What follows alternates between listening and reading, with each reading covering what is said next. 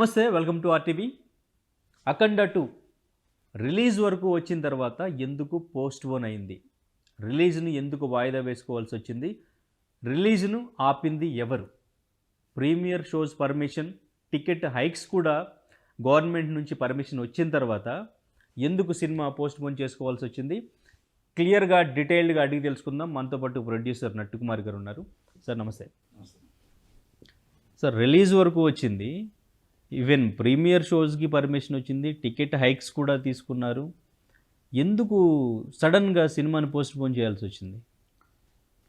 అవగాహన లోపం అంటారా? అన్ని సినిమాలు తీసిన నిర్మాత 14 రీల్స్, బిగ్గెస్ట్ హీరోల్లో number 1 hero Balayya Babu cinema, super duper hit director, combination director, cinema మొత్తం టోటల్గా సూపర్ హిట్ సినిమా రిలీజ్ అవ్వకుండా బిఫోర్ హిట్ అని వచ్చిన సినిమాని ఈ విధంగా కూనీ చేయడం ఎవరు తప్పు? ఎందుకంటే దీనివల్ల అభిమానులు బాధతో ఉన్నారు. దీని డబ్బు మొత్తం టోటల్గా అందరూ కలిపి ఎగ్జిబ్యూటర్లు డబ్బు కట్టారు. ఎగ్జిబ్యూటర్లు ఏం చేస్తారు? డిస్ట్రిబ్యూటర్ అప్పు తెచ్చో ఏ బాధపడో వాళ్ళు కష్టపడి సినిమా థియేటర్ ఫీడింగ్ అవ్వాలని ఎగ్జిబ్యూటర్ డబ్బు కడితే ఆ డబ్బు తీసుకొచ్చి ప్రొడ్యూసర్స్కి ఇస్తే వీళ్ళు ఫైనాన్సర్లకు ఇచ్చారా ఇవ్వలేదా పక్కన పెడితే cinema all of the sudden shocking news ఏంటంటే 6 గంటలకు ప్రీమియర్ షోస్ ఆగిపోయేటప్పుడు షాకు, ఆగిపోయేటప్పుడు ఇంకో 2 గంటలు 3 గంటలు వెయిటింగ్ చేసి మాట్లాడుతున్న సమయంలోనే సినిమా రిలీజ్ రద్దు. అసలు ఏంటి ప్లానింగ్ లేకుండా మీరు ఎందుకు సినిమా తీశారు? మీరు ఎందుకు సినిమా ఈ విధంగా ప్లానింగ్ లేకుండా ఇంత పెద్ద సినిమా ఇన్ని వేల థియేటర్లతో ఎందుకు ఆడుకున్నారు? డిస్ట్రిబ్యూటర్తో ఎందుకు ఆడుకున్నారు? ఎగ్జిబ్యూటర్తో ఎందుకు ఆడుకున్నారు? బాలయ్య బాబు సినిమా వస్తుందంటే 10 రూపాయల, 5 రూపాయల, 2 రూపాయ ఇంట్రెస్ట్ ఎక్కడో ఎవరి దగ్గర డబ్బు ఉండదు. ఆ డబ్బు తెచ్చి డిస్ట్రిబ్యూటర్కి ఇవ్వాలి. డిస్ట్రిబ్యూటర్ ప్రొడ్యూసర్కి ఇస్తారు, ప్రొడ్యూసర్ ఫైనాన్సర్లకు ఇస్తారు.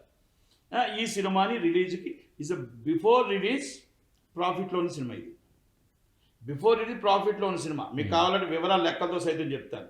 చాలామంది అపోహపడుతున్నారు, ఎవరు డిస్ట్రిబ్యూటర్ డబ్బులు కట్టలేదు. మీరు పాత బాకీలు ఉన్నారు కాబట్టి ఆ పాత బాకీలు కొంత తగ్గించి కట్టారు అందరూ. ఎవరో నీకేం డబ్బు ఎగ్గొట్టి కట్టలేదు.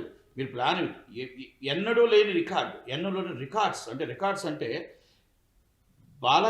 బాలయ్య బాబు గారి చరిత్రలో అంత రేట్లకు అమ్మారు సినిమా. అంటే ఇంతకుముందు డాకుమారా సినిమా లాస్ట్ సినిమా పండగ రేట్లో ఎంత వచ్చిందో 50% హైపులు అమ్మారు.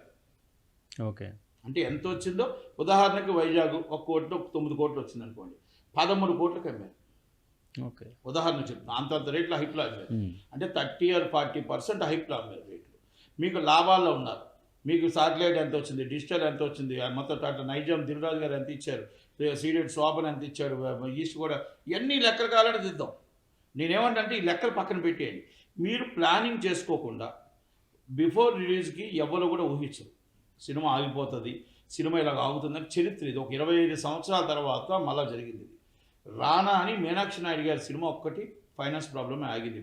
అప్పుడు ఇంత టెక్నాలజీ లేవు. అది చిన్న ఫైనాన్స్ ప్రాబ్లం అప్పుడు ఆగింది. 25 years అబోవ్ అవుతుంది, 25 years and 26 years తర్వాత మళ్ళీ ఇదే జరిగింది. ఇప్పుడు దాకా ఇండస్ట్రీలో పెద్ద సినిమాలు ఆగడం అనేది జరిగింది.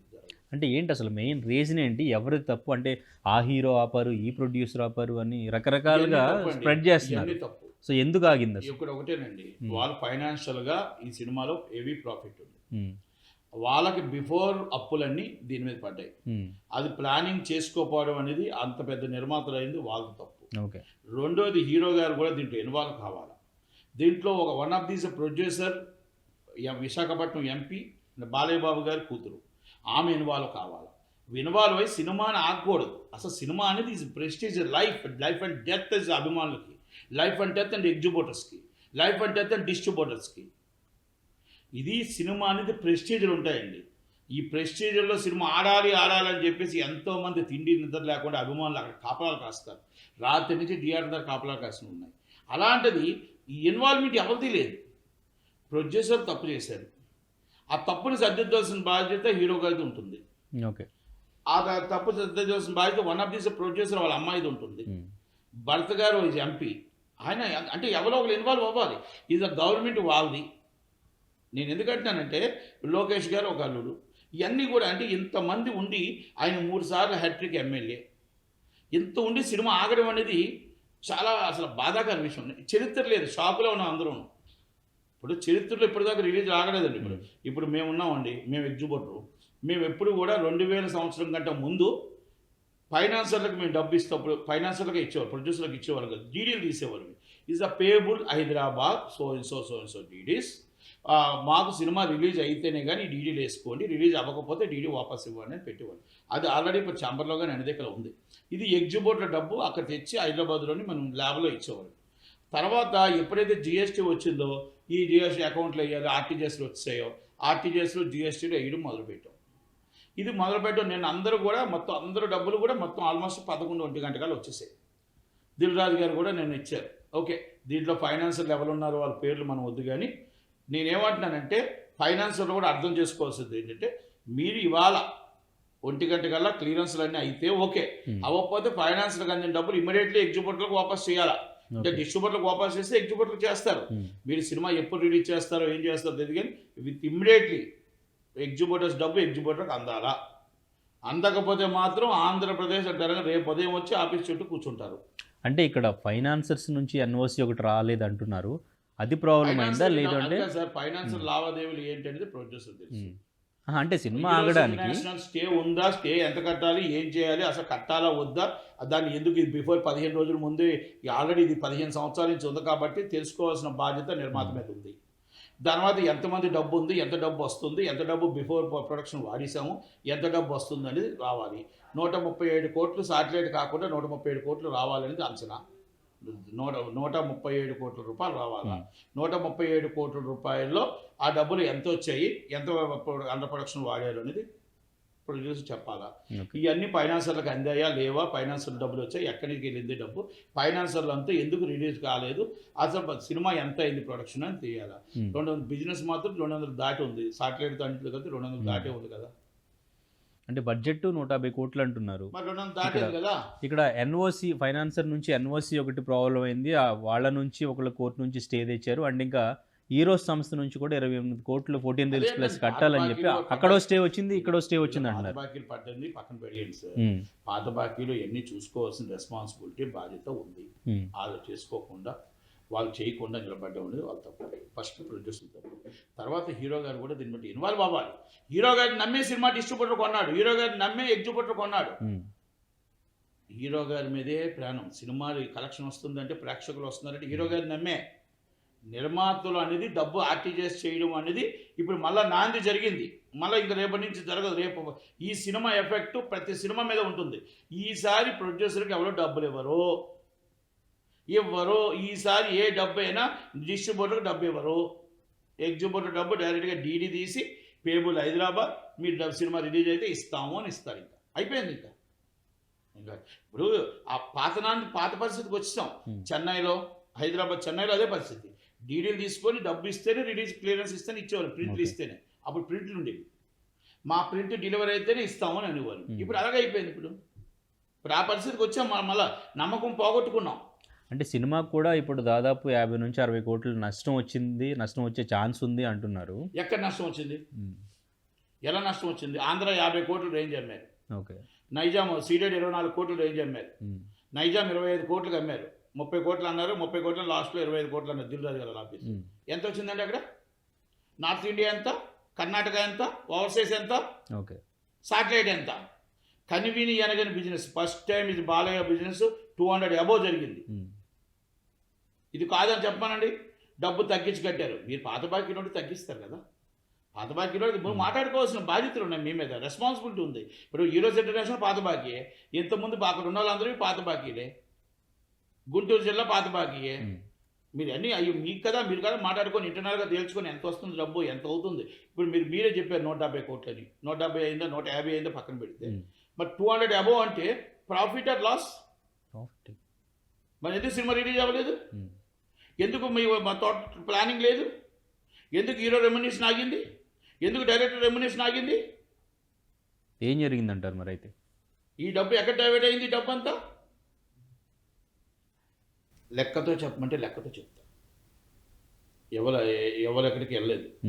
వైజాగ్ నుంచి ఈస్ట్ నుంచి వెస్ట్ నుంచి కృష్ణా నుంచి గుంటూరు నుంచి నెల్లూరు నుంచి సీడెడ్ నుంచి నైజాం దిల్ రాజు తగ్గించి కట్టాడా? డబ్బు కట్టాడు కదా 25 కోట్లు, శోభన్ 24 కోట్లు కట్టారు కదా.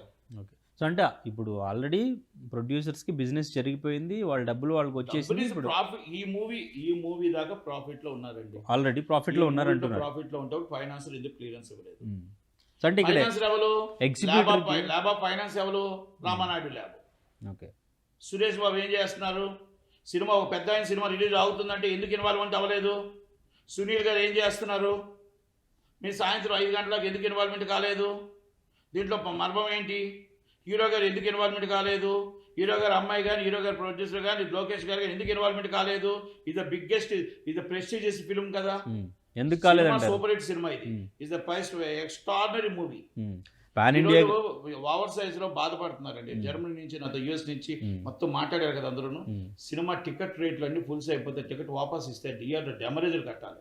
మొత్తం అందరూ డిఆర్ డెమరేజర్ కట్టాలి. నిన్న డిఆర్ లో బందోబస్తులు పెట్టి టికెట్ రేట్ని ఇచ్చారు. ఇది ఆంధ్రాలో కూడా.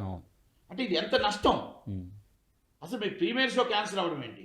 ప్రీమియర్ షో అయినంత రాత్రి 11 గంటలకు మళ్ళీ అనౌన్స్ చేసి డైరెక్ట్గా షో క్యాన్సిల్. అంటే సింపుల్ అండ్ ఫీట్ చేశారు మీరు. కానీ ఆ బాధ, ఆ కష్టం, ఎన్ని రోజులు బట్టి వెయిటింగ్, దాని మొత్తం డెకరేషన్లు, అభిమానులు కోలాహలం, అభిమానుల ఒక ఆలోచన, ఏం చేశారు మీరు? వాళ్ళ ఆలోచనలను తీసుకొచ్చి ఏం చేశారు? అంటే ఆ బాధ మేకర్స్కి ఉండదంటారా? మేకర్స్ ఉంటే 5 నిమిషాలు ఫీట్ చేసి మేము అనువైన కారణాల వల్ల మా చేతిలో లేదు అని చెప్పి ఏం చేతికి లేదు, దేనికి లేదు అంటే ప్రోడక్ట్ అవ్వలేదా? సంసార్ అవ్వలేదా? సినిమా డబ్బులు రాలేదా? ఏం డిస్ట్రిబ్యూటర్ డబ్బు కట్టలేదా? మీరు పాత బాకీలు తగ్గించిన డబ్బునే మీకు చెప్పా. మీరు చెప్పిన ప్రొడక్షన్ కంటే అంతకన్నా ఎక్స్ట్రా వచ్చింది డబ్బు. ఓకే. కానీ అంటే ఇక్కడ సినిమా పాన్ ఇండియాకి రిలీజ్ అవబోతుంది, సనాతన ధర్మం గురించి మూవీ తీశారు. మీరు చెప్పినట్టు వీళ్ళందరూ ఎందుకు ఇన్వాల్వ్ అవ్వలేదు? ఎందుకు ఇన్వాల్వ్ అవ్వలేదు అంటే అన్నాక ఇప్పుడు నేను is one of the industry ఉన్నాను. నేను ఒక ఎగ్జిబ్యూటర్గా పక్కన పెడితే, ఒక డిస్ట్రిబ్యూటర్గా పక్కన పెడితే, ఆ సినిమాని ఎందుకు మీరు ఇన్వాల్వ్మెంట్ కావి? పెద్ద సినిమా ఇప్పుడు దాకా చరిత్ర లేదు. ఈ సినిమా వల్ల బాలయ్య బాబు సినిమా ఆగడం వల్ల రేపు ఫర్దర్ మూవీ అన్నింటికి కూడా నమ్మకాలు కోల్పోయాము. సినిమా రిలీజ్ షో పడిందాకా నమ్మకాలు లేవు. ప్రేక్షకులకు ఇప్పుడే ఐబొమ్మ రవి ద్వారా మనకు ఒక షాక్ తగిలింది. ప్రేక్షకులు మేము ఐబొమ్మల రవికి సపోర్ట్ చేస్తున్నామని చెప్పి ఒక షాక్ ఇచ్చారు. ఆ షాక్ నుంచి ఈ షాక్ పడితే ప్రేక్షకుడు ఎందుకు థియేటర్కి వస్తాడు? ఎగ్జిబ్యూటర్ వ్యవస్థ నాశనం అయిపోతుంది. ఎగ్జిబ్యూటర్ వ్యవస్థ సర్వనాశనం అయిపోతుంది అని నేను చెప్తున్నాను. దానికి బాలయ్య బాబు గారు కూడా వెరీ సీరియస్గా, ఆయన ప్రజాప్రతినిధి, ఆయన కూడా ఇన్వాల్వ్మెంట్ అవ్వాలి. ఆయన దాంట్లో ఆయన చూసే సినిమా కొన్నారు. వాళ్ళ అమ్మాయి ప్రొడ్యూసరు, సినిమా అవుతుందని ఎవరు అనుకుంటారు? వాళ్ళ అమ్మాయి ప్రొడ్యూసరు, ఆ Balayya Babu hero, member of parliament ఎలా అనుకుంటారు?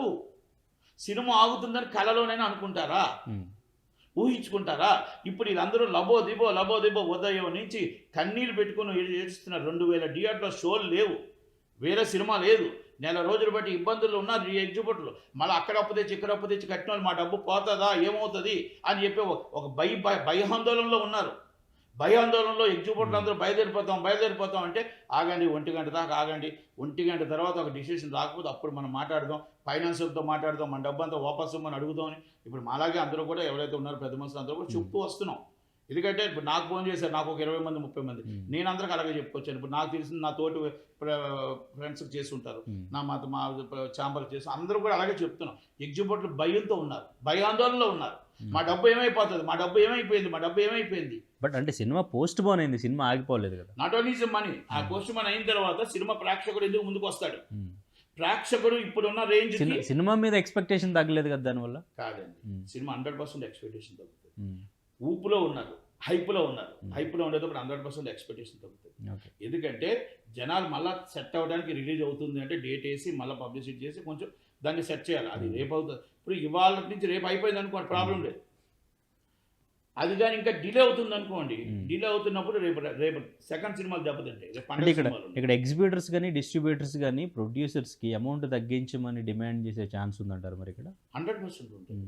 దాన్ని మరి అది ప్రొడ్యూసర్స్కి కదా నష్టం. కాదు, ప్రొడ్యూసర్ తప్పు. సినిమా December 5 సినిమా ఇస్తానని చెప్పింది ఎవరు? ప్రొడ్యూసర్స్. డబ్బు కట్టించుకుంది ఎవరు? ప్రొడ్యూసర్స్. సినిమా ఆపింది ఎవరు? ప్రొడ్యూసర్స్. ప్రీమియర్ షో ఆపింది ఎవరు? ప్రొడ్యూసర్స్. ప్రీమియర్ షో నష్టం వచ్చింది ఎవరికి? ప్రొడ్యూసర్. ఇప్పుడు ప్రీమియర్ షో వేయలేము కదా.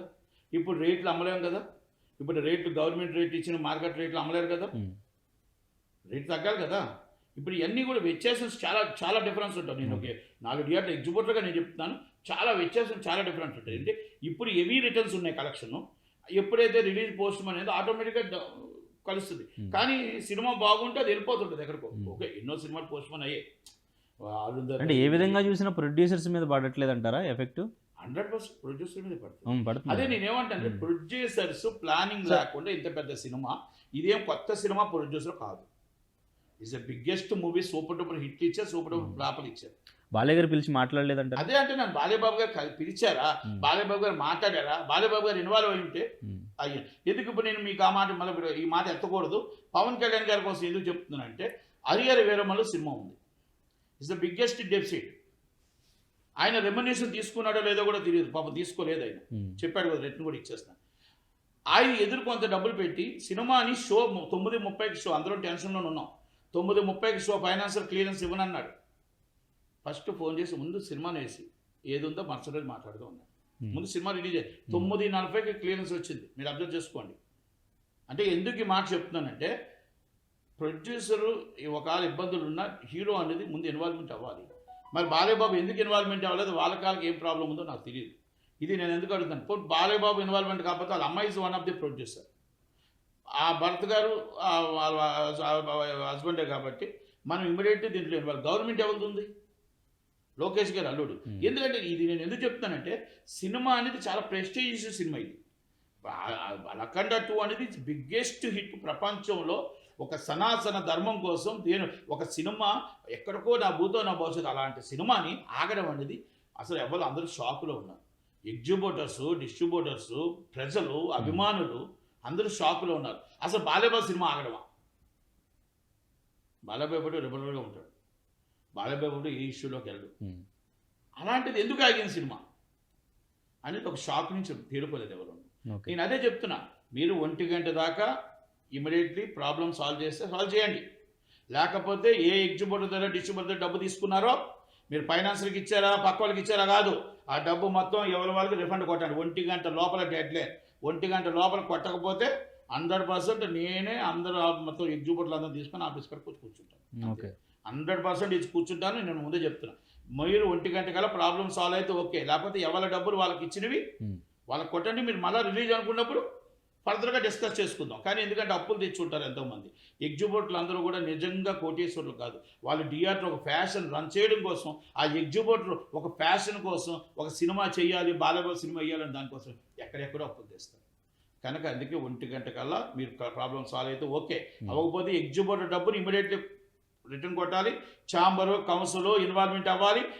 ఎవరైతే గవర్నమెంట్ కానీ బాలయ్యబాబు కానీ అందరూ ఎగ్జిబిటర్ని కాపాడుకోవాల్సిన బాధ్యత, రెస్పాన్సిబిలిటీ అందరి మీద ఉంది. కాబట్టి దయచేసి నేను అందరికీ చెప్తున్నా, ఇది బాలయ్యబాబు గారు ఓన్ మూవీ కింద లెక్కింది, ఎందుకంటే వాళ్ళ అమ్మాయి ఉంది. పెద్ద మనసుతో క్లియర్ చేసే ఛాన్స్ ఉందంటారా? క్లియర్ అవుతుందా? 100% క్లియర్ అవుతుంది, రిలీజ్ అవుతుంది. ఆ ప్రాబ్లం సాల్వ్ చేసిన రెస్పాన్సిబిలిటీ ప్రొడ్యూసర్స్, ఇండస్ట్రీ మీద ఉంది. అది ఎలా చేస్తారు ఏంటి అనేది. ఇప్పుడు నేను డబ్బులు చెప్పాను కదా, సినిమా నష్టాల్లో లేదు, లాభాల్లో ఉంది. లాభాల్లో ఉన్నప్పుడు సినిమా ఎందుకు ఆగింది అనేది తేల్చవలసిన బాధ్యత ఉంది. ఇలా మొత్తం ఎగ్జిబిటర్ డబ్బులు కలెక్ట్ చేసుకుని ఎగ్జిబిటర్లు ఇబ్బంది పెట్టినందుకు వాళ్ళ మీద కూడా యాక్షన్ సీరియస్గా తీసుకోవాలా.